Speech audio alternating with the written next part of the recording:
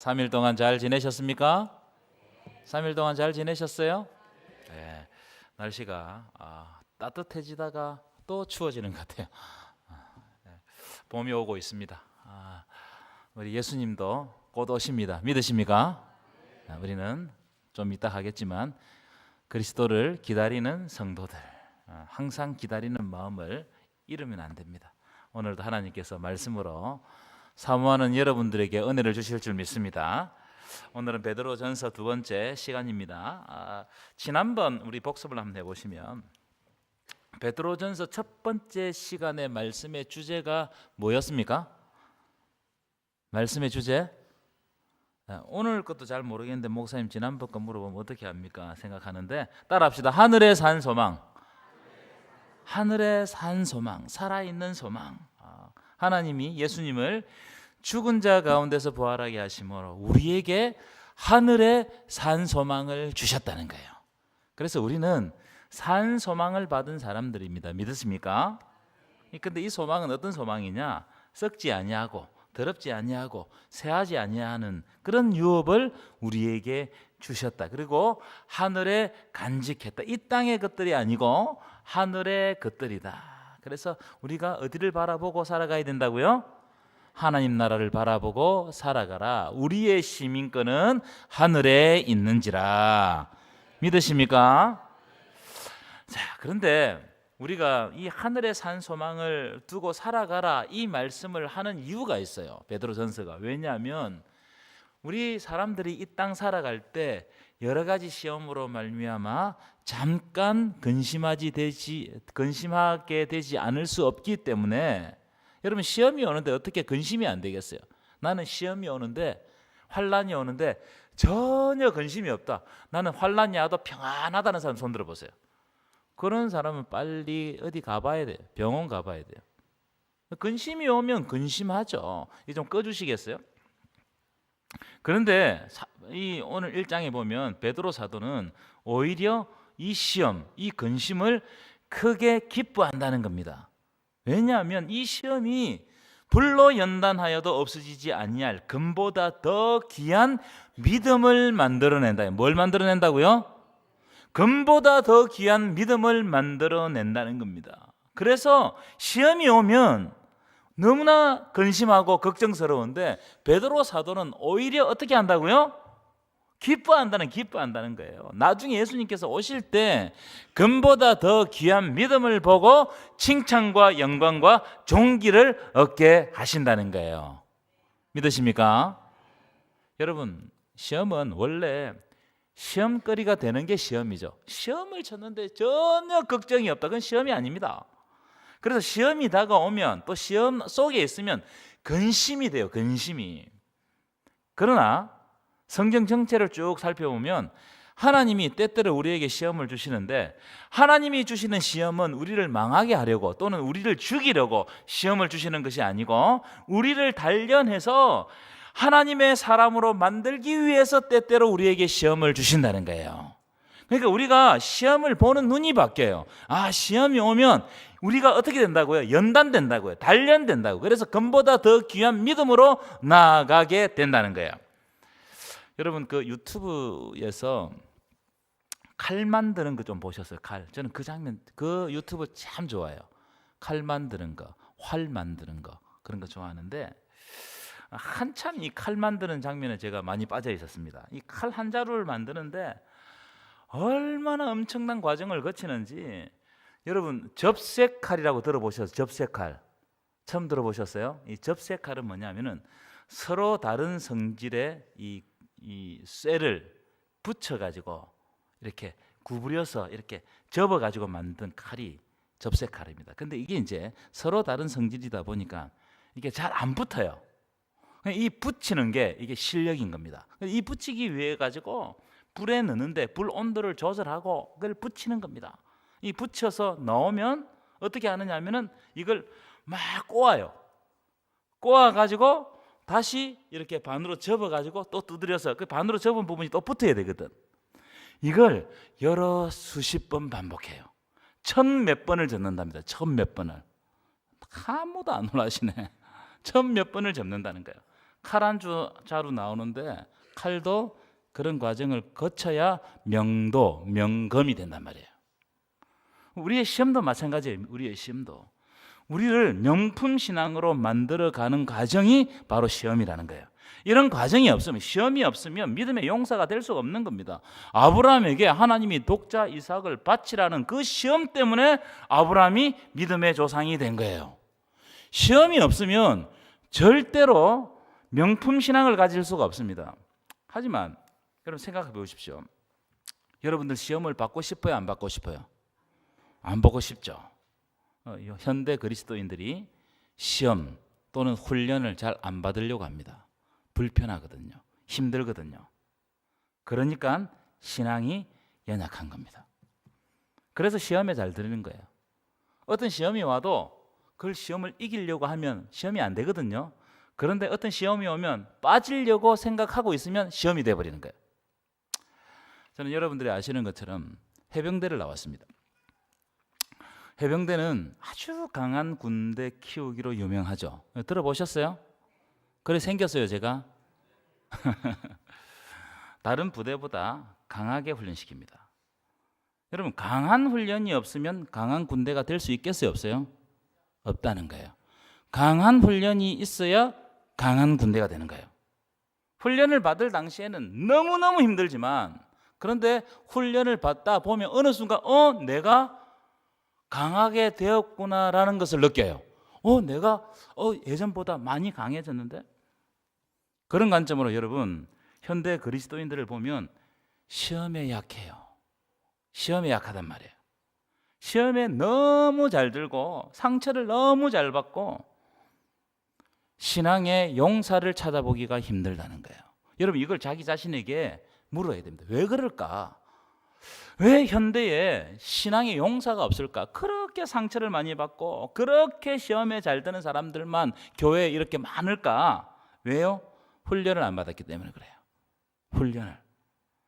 훈련을 받아야 시험을 통과할 수 있는 겁니다. 그래서 신앙적으로 뭐 조금 어려움이 있으면 나가 떨어지는 사람들이 너무 많습니다.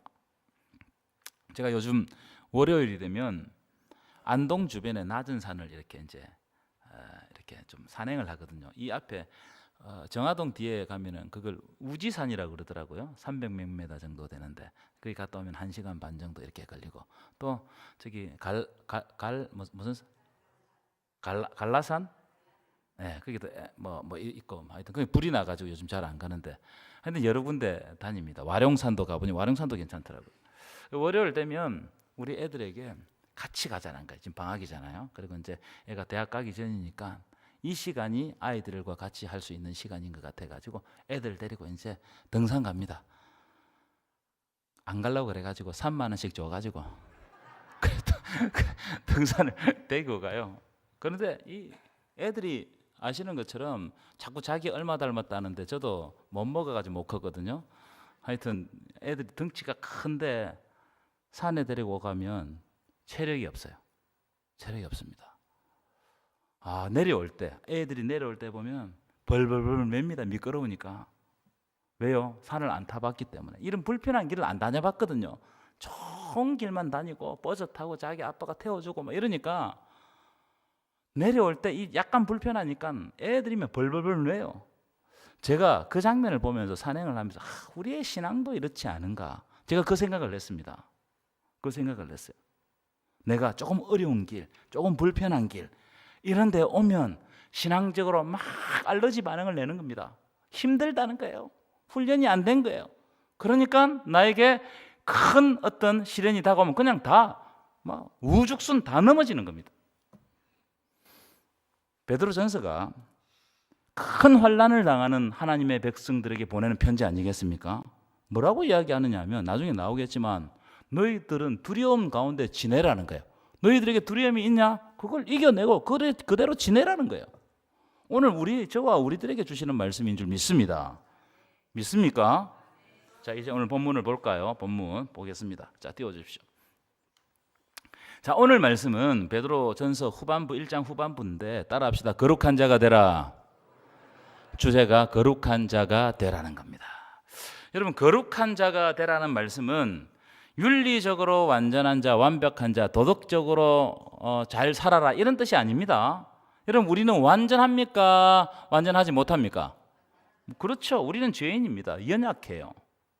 우리가 어떻게 거룩한 자가 될 수 있겠어요? 여러분, 거룩한 자가 되라는 말은 관계적인 용어입니다. 관계적인 용어. 어떤 분과 관계를 가지고 있고, 누구의 말씀을 듣고 있고, 누구에게 순종하고 있고, 누구 안에 거하고 있는가, 이걸 물어보는 거예요. 그게 거룩입니다. 이 부분에 대해서 나중에 좀 더 깊게 말씀드리겠습니다. 이 주제를 가지고 오늘 말씀을 나누고자 합니다. 베드로 사도가 왜 이런 말씀을 하냐면은 앞에서 말씀드린 것처럼 이 편지를 받는 그 당시 성도들이 1장 1절, 여러분 성경을 보십시오. 1장 1절에 보면 본도, 갈라디아, 갑바도기, 아시아, 비두니아에 흩어진 나그네들에게 편지를 썼어요. 다시 말하면 시험과 박해로 말미암아 자기의 삶의 자리를, 지금까지 살았던 자리를 포기하고 다른 데로 떠날 수밖에 없었던 하나님의 백성들이 많은 시험과 박해 때문에 숨죽이고 산단 말이에요. 이게 신앙생활 하는 거, 예수 믿는 게 이게 쉬운 일이 아니었단 말이에요. 그런 사람들에게 편지를 보냈어요. 그런데 베드로 사도가 1장에 보면은 이렇게 시험 받는 백성들에게 뭘 가지라? 산소망을 가지라는 거예요. 산소망. 너희가 받는 근심은 잠깐 근심하지 않을 수 없으나 오히려 기뻐하는도다. 왜냐하면 이 시험의 성격은 우리의 믿음을 단련하는 것이고 결국 그리스도께서 오실 때 칭찬과 영광과 존귀를 얻게 할 것이기 때문에 너희가 시험을 만나거든 기쁘게 여기라는 거예요. 여러분, 이게 진짜 신앙이 아닌가? 환난 앞에 선 이 세상 가운데 살아가는 하나님의 백성들에게 주는 도전적인 말씀입니다. 시험을 만나거든 기쁘게 여기라. 그 시험을 통과하면 하나님께서 칭찬과 존귀와 영광을 주신다는 거예요. 아멘이십니까? 자, 그런 의미를 가지고 이제 띄워둔 13절 한번 읽어볼까요? 시작. 그러므로 너희 마음의 허리를 동이고 근신하여 예수 그리스도께서 나타나실 때에 너희에게 가져다 주실 은혜를 온전히 바랄지어다. 아멘이십니까? 여기 보면 마음의 허리를 동이라 이렇게 돼요. 마음의 허리를 동이라. 이 마음의 허리를 동이라 이 말은 그 당시 입었던 옷을 이해하면 이 말씀을 쉽게 이해할 수 있어요. 이 그 당시 옷은 지금의 옷처럼 뭐 단추가 이렇게 막 달려 있고 지퍼가 있는 옷이 아니잖아요. 그 당시 옷은 어떤 옷입니까? 통으로 짠 옷입니다. 그래서 옷을 짤 때 구멍을 3개 내어놓고 옷을 짠다고 그래요. 어떤 구멍이겠습니까? 머리, 팔 2개. 이 구멍을 3개 내어놓고 이제 옷을 짜는 겁니다. 그러니까 이제 우리 집에서 있는 원피스처럼 그런 옷인 겁니다. 그런데 여러분 생각해 보십시오. 이렇게 통으로 된 옷을 짜다 보니까 활동할 때, 일할 때 이 옷이 축 늘어지면 굉장히 불편하겠죠. 굉장히 불편하단 말이에요. 그래서 그 당시 사람들은 일을 하려고 하면 허리를 줄로 꽉 짜매어야 돼요. 그래야 옷이 펄럭이지 않고 움직이는데 용이하다 이 말이에요. 그래서 여러분, 허리를 동인다 이 말은요, 외출을 준비를 하다 또는 일할 준비를 하다 또는 전쟁이 나면 전쟁의 출정 준비를 하다 이런 뜻으로 쓰이는 것이 허리를 동이다, 허리를 매다 이런 뜻입니다. 자, 그런 의미를 가지고 다시 보십시오. 너희 마음의 허리를 동이라는 거예요. 너희 마음의 허리를 동이라. 무슨 말입니까, 여러분? 시험이 왔다고 절망하거나 근심에 빠져 있지 말고 그럴 때일수록 마음의 허리를 더 단단히 묶고 다시 새롭게 하나님 앞에서 일할 준비를 하라 이 말이에요. 공동번역에서는 이 마음의 허리를 동이로 동이라는 이 말을 어떻게 번역을 했냐면은 마음을 가다듬고 여러분 마음을 왜 가다듬습니까? 환난 때문에, 시험 때문에, 여러 가지 조건들 때문에 우리의 마음이 하나님 앞에서 흐트러져 버렸어. 하나님께 집중 못하는 거야. 그러니까 우리의 마음을 새롭게 단단히 하나님 앞에 잡아 묶고 십자가에 묶고 다시 일어나 일할 준비를 하라 이 말이에요. 아멘 좀 크게 하세요. 요즘 우리 교회 아멘 소리가 자꾸 줄어들어가지고. 여러분, 모든 것이 마음의 문제입니다. 마음을 단단하게 먹으면 시험이 와도 이겨낼 수 있어요. 그런데 마음을 단단하게 먹지 않고 저런 이런 어려움이 오면 내가 포기하겠다, 그 생각을 하게 되면 무너져 내리는 거예요. 그러니까 베드로 사도가 그걸 알았어요. 환난 당하는 사람들이 환난이 저기서 오는 걸 보면 지레 짐작하고 지레 절망하고 미리 낭망해버린단 말이에요. 그렇게 하지 말고 너희 마음의 허리를 단단히 동이고 어떤 시련이 오더라도 이겨낼 준비를 하라는 거예요. 하나님께서 함께 하신다는 거예요. 믿으십니까? 우리가 신앙생활 하다 보면 영적으로 근심에 빠질 때가 많죠. 절망할 때가 많죠. 왜냐하면 예상하지 못한 시련이 확 닥치기 때문입니다. 예상하고 있으면 넘어갈 수 있어요. 근데 예상하지 못한 일들이 막 닥치잖아요. 그러면 우리가 어떻게 할 수가 없습니다. 그럴 때 모든 사람에게 이런 시험거리들이 오는데, 그렇다고 우리가 근심에 빠지고 절망에 빠져 있으면 진짜 무너집니다. 진짜 무너져요. 그럴 때일수록 어떻게 하라고요? 마음의 허리를 동이라는 거예요.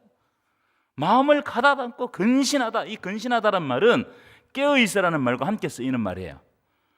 우리의 신앙을 깨우라는 거예요. 깨우라는 거예요. 잠자지 말고 깨워서 하나님 앞에서 어떻게 정신을 바짝 차리고 지금, 내일, 모레, 아니 오늘 저녁에 예수님이 오신다는 그 마음으로 주님 앞에서 살아가라는 거예요.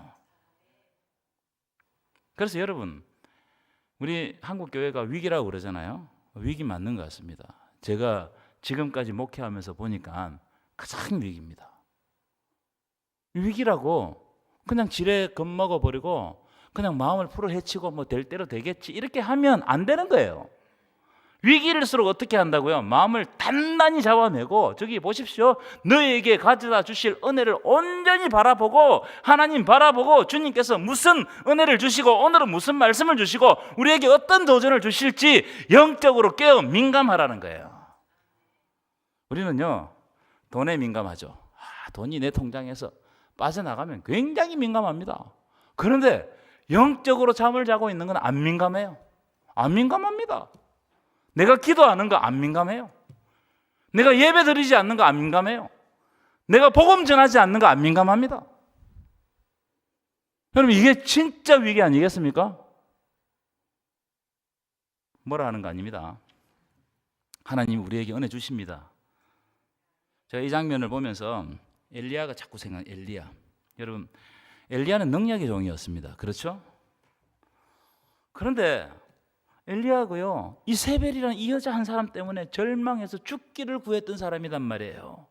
왜냐하면 왜 엘리야가 죽기를 구했느냐면은 엘리야가 아무리 발버둥 쳐도 현실이 안 변하는 거야. 내가 불로 응답을 받고 바알 선지자 850명을 칼로 처단하고 이러면은 이세벨이 변할 줄 알았는데 안 변하는 거예요. 오히려 더 악하게 엘리야를 죽여버린다는 겁니다. 그래서 로뎀나무 아래 누워가지고 죽기를 구했어요. 죽는 것이 사는 것보다 낫습니다. 이러면서 죽기를 구했어요. 그때 하나님이 어떻게 하시느냐? 여러분, 제가 말씀드리는 것은 우리에게 시련이 오더라도 절망하지 말라는 거예요. 하나님이 천사를 보내가지고 엘리야를 일어설 때까지, 하나님의 산으로 갈 때까지 어루만지시고 먹여주십니다. 하나님이 은혜를 주신다는 거예요. 예상하지 못하는 어려움을 주신다. 그래서 여러분, 내 앞에 닥친 위기는요, 내 능력으로, 내 힘으로 극복하는 게 아닙니다. 뭐로 극복하는지 아세요? 외부에서 오는 힘, 은혜의 힘, 하나님의 능력으로 극복하게 하시는 겁니다. 믿으십니까? 이게 은혜예요. 이게 은혜. 그래서 우리가 은혜 바라보고 깨어 기도하고 하나님의, 주님의 은혜를 온전하게 바라야 되는 겁니다. 기다릴 수밖에 없어요. 제가 여러분들에게 한 가지 권면을 드리면, 여러분, 갈급한 마음과 사모하는 마음, 간절한 마음을 잃어버리지 마십시오.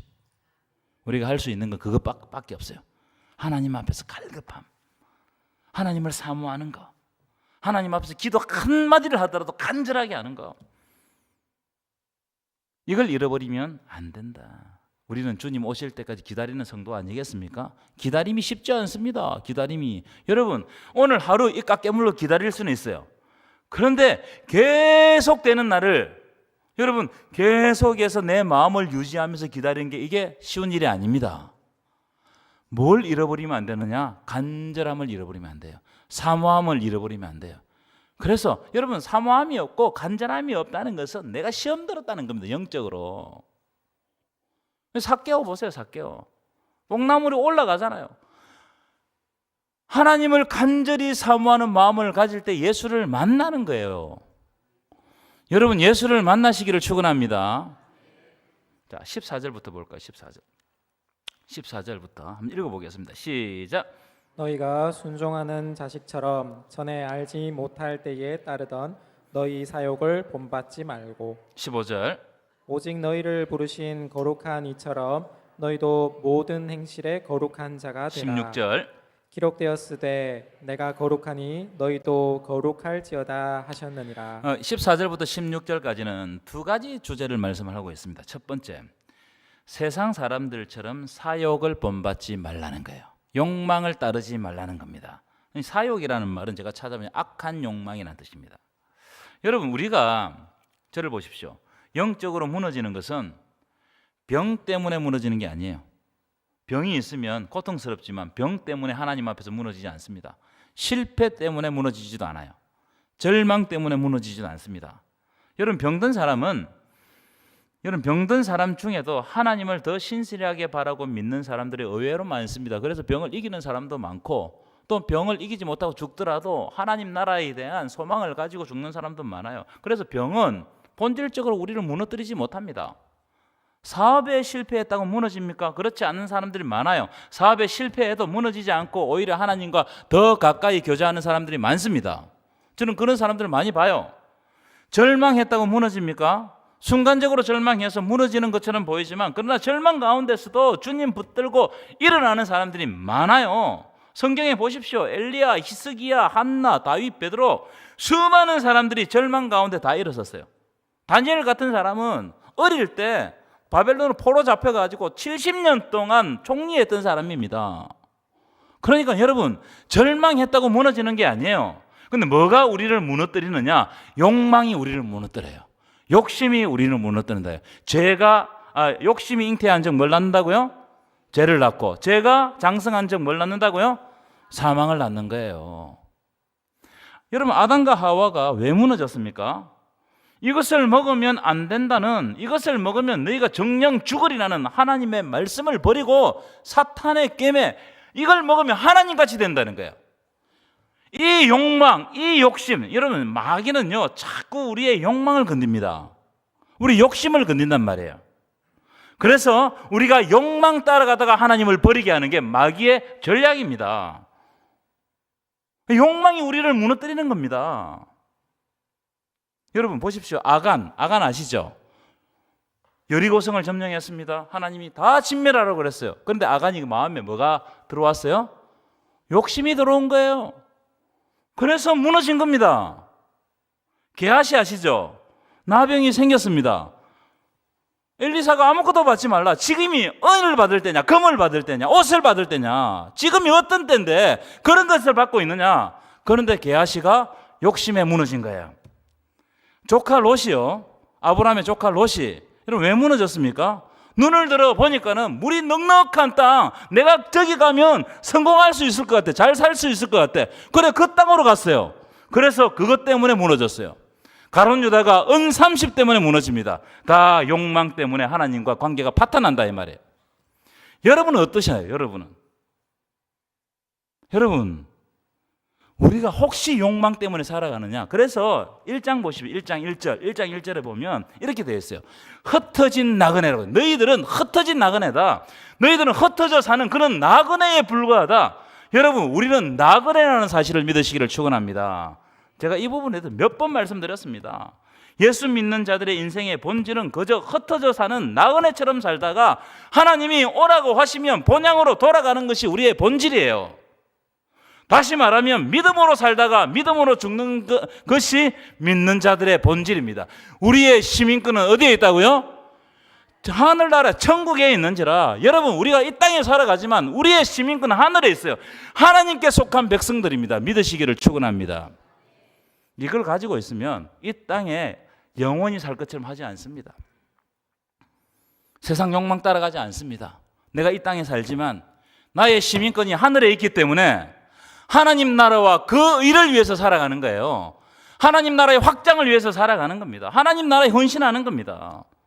그러면 내가 하나님 나라를 위해서 헌신할 때 여러분 그걸 감사로 다 반응하는 겁니다. 왜요? 내 시민권이 이 땅에 있지 아니하고 하늘에 있어요. 하늘에 있기 때문에 이 땅에서 살아가는 건 나그네의 삶이에요. 우리에게 주어진 시간은 나그네의 시간입니다. 그래서 이 땅 살아가면서 내가 나그네의 삶을 살아가더라도 불편하지 않습니다. 내가 좀 헌신하다가 남들에게 공격당해도 불편하지 않아요. 왜요? 우리의 시민권이 여기가 아니고 하늘에 있기 때문입니다. 믿으십니까? 이걸 꼭 기억하십시오. 왜냐하면 우리에게는 너무나 많은 시험거리들이 와요. 한 겁이 넘으면 또 오고 또 오고 또 오고 어떤 데는 겹쳐서 오고.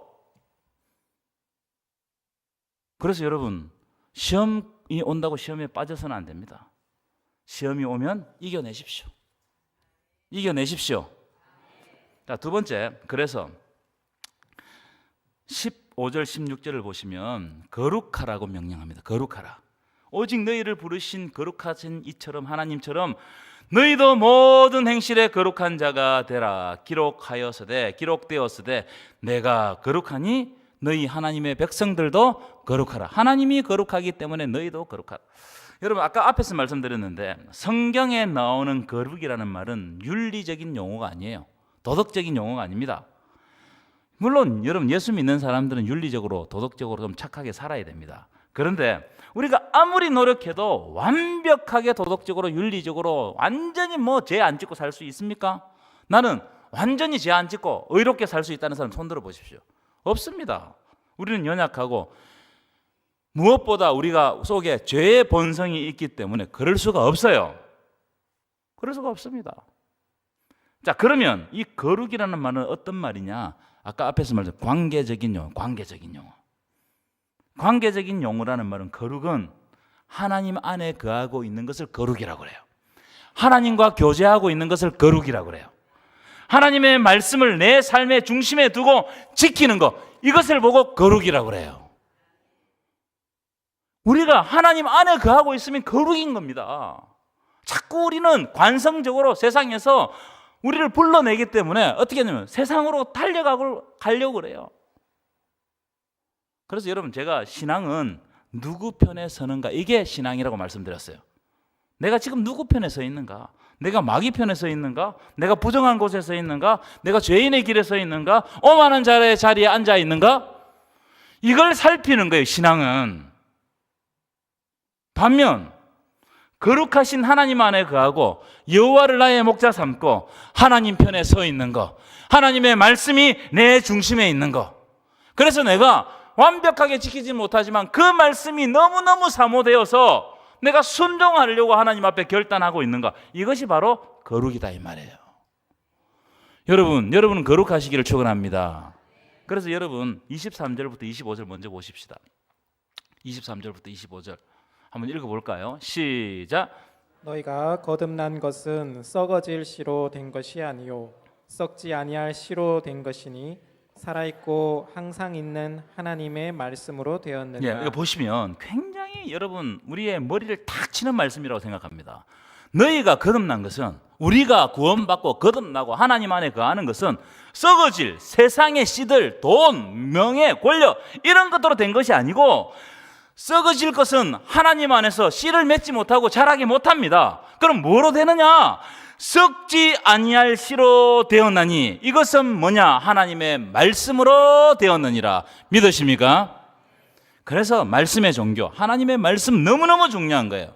그리고 24절부터 25절 보시면, 그러므로 모든 육체는 풀과 같고 모든 영광은 풀의 꽃과 같으니 풀은 마르고 꽃은 시들어지되, 꽃은 떨어지죠. 우리는 다 죽습니다. 우리에게 다 한계가 있어요. 하지만 오직 주의 말씀은 세세토록 있도다. 아멘이십니까? 주의 말씀, 주님의 약속, 예수 그리스도의 약속, 하나님 나라에 대한 약속, 주님께서 다시 오신다는 약속, 이 말씀은 주님 오실 때까지 세세토록 영원하다는 거예요. 이 말씀을 마음에 품고 있으면 우리는 흔들리지 않습니다. 그래서 여러분, 제가 지난주하고 그 지난주 말씀드렸죠. 약속이 먼저다. 약속이. 하나님의 약속이 있으면, 먼저 약속하셨죠. 약속하셨으면 우리에게 어떤 우리의 삶 가운데 그 약속이 이루어지지 않을 그런 여러 가지 어려운 상황이 펼쳐지더라도 하나님은 반드시 하나님의 이름을 걸고 약속을 이루어 가신다는 거예요. 놀라운 하나님 아닙니까? 이거 신실하신 하나님. 그래서 여러분 혹시 기도하시다가 말씀의 은혜를 받고 또 말씀을 읽다가 확 마음에 와닿는 하나님의 약속들이 있으시죠? 절대로 여러분 버리지 마십시오. 약속이 먼저입니다. 하나님의 약속을 먼저 주시고 하나님 스스로 약속을 지켜가세요. 그런데 가만히 보면 내 눈은 어두워서, 영적으로 어두워서 그게 잘 안 보입니다. 그게 보이면 그거 따라갈 텐데 우리의 눈을 교란시키는 여러 가지 일들이 우리 삶 가운데, 우리 삶 앞에 많단 말이에요. 그러나 우리가 그게 안 보이더라도 약속을 믿는 거예요. 약속을 믿고 신실하신 하나님을 기대하면 하나님의 때에 하나님께 스스로 이루어 가신다는 거예요. 아멘이십니까? 흔들리지 마시라는 거예요. 환란이 오더라도 흔들리지 마시라. 뭐가 먼저가 있다고요? 약속, 하나님의 언약이 먼저 있다는 거예요. 그러니까 이런 말씀들을 마음 중심에 확 담아놔야 돼. 야, 오늘 목사님 말씀 듣고 말씀에서 보니까는 우리의 삶 가운데 어마어마한 시련들이 올 텐데 우리가 시련에 흔들려 버리면 약속이 다 깨어진다. 우리는 약속 바라보고 나아가는 사람들인데, 그러면 내 앞에 수많은 시련들이 올지라도 하나님의 약속만 붙들고 나아가면 어떻게 된다고요? 하나님 스스로 이루신다. 이걸 여러분 마음에 탁 간직해야 돼요. 그러면 내 삶 가운데 여러 가지 시련이 오더라도 처음에는 복잡하고 어렵고 막 헷갈리고 막 좌절하고 낭망하지만 금방 하나님의 약속을 기억하는 사람은 어떻게 된다고요? 약속을 앞에 놓고 그 시련들을 극복하는 거예요. 내 힘으로 극복하는 게 아니고 하나님이 극복하게 하십니다. 믿으십니까? 자, 우리 이제 이 다음 부분은 시간이 많이 가서 읽고 지나가도록 17절 읽어볼까요? 시작.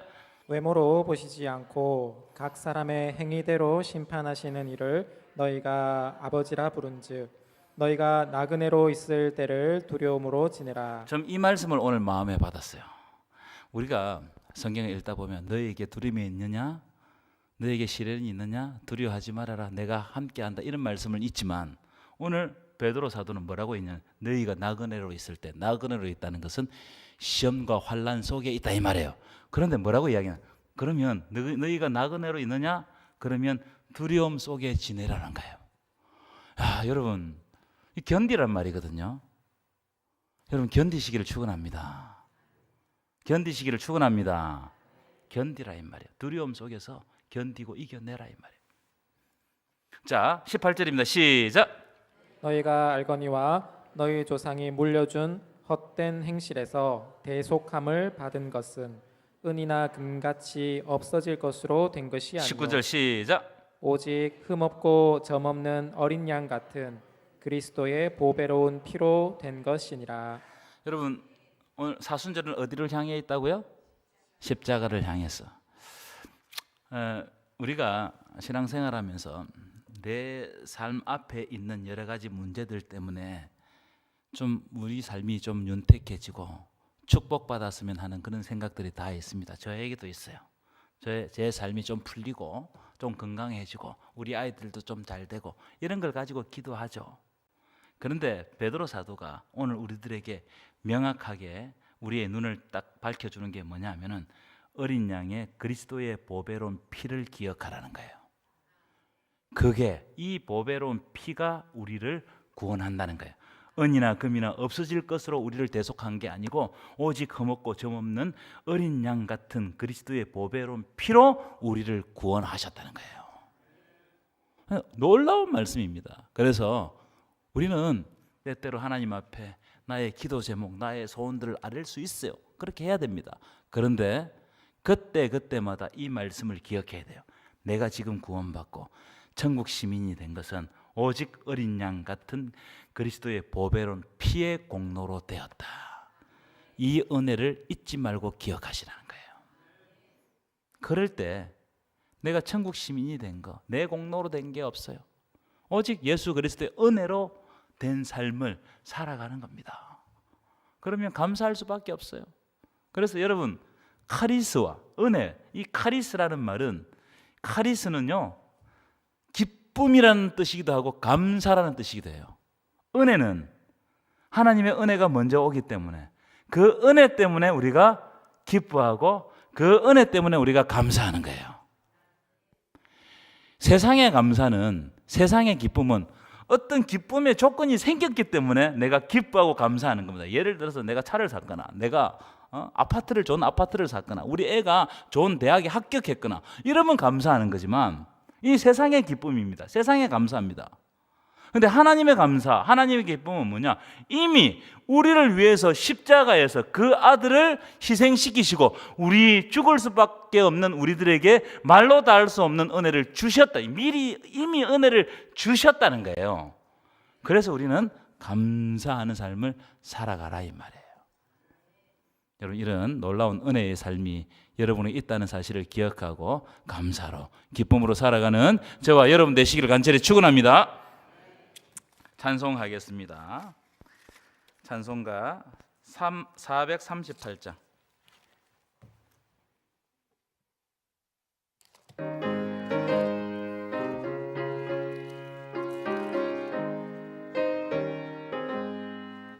내 영혼이 은총 입어 중한 죄짐 보니 슬픔 많은 이 세상도 천국으로 와도다. 할렐루야 찬양하세. 내 모든 죄 사함받고 주 예수와 동행하니 그 어디나 하늘나라. 주의 얼굴 뵙기 전에 멀리 매던 하늘나라 내 마음속에 이루어지니 날로 날로 가깝도다. 할렐루야 찬양하세. 내 모든 죄 사함받고 주 예수와 동행하니 그 어디나 하늘나라. 높은 산이 거친 들이 조망이나 궁궐이나 내 주 예수 모신 곳이 그 어디나 하늘나라. 할렐루야 찬양하세. 내 모든 죄 사함받고 주 예수와 동행하니 그 어디나 하늘나라. 이제는 십자가의 보혈로 우리를 구원해 주시는 우리 주 예수 그리스도의 은혜와 우리에게 늘 은혜 주시고 사랑해 주시는 하나님의 만극하신 사랑하심과 성령의 교통하심이 오늘도 주시는 말씀 듣고 환난 가운데서도 견디고 하나님 나라 소망하는 여기에 모인 모든 무리들 머리 위에 이제부터 영원까지 함께하옵시기를 간절히 축원하옵나이다. 아멘.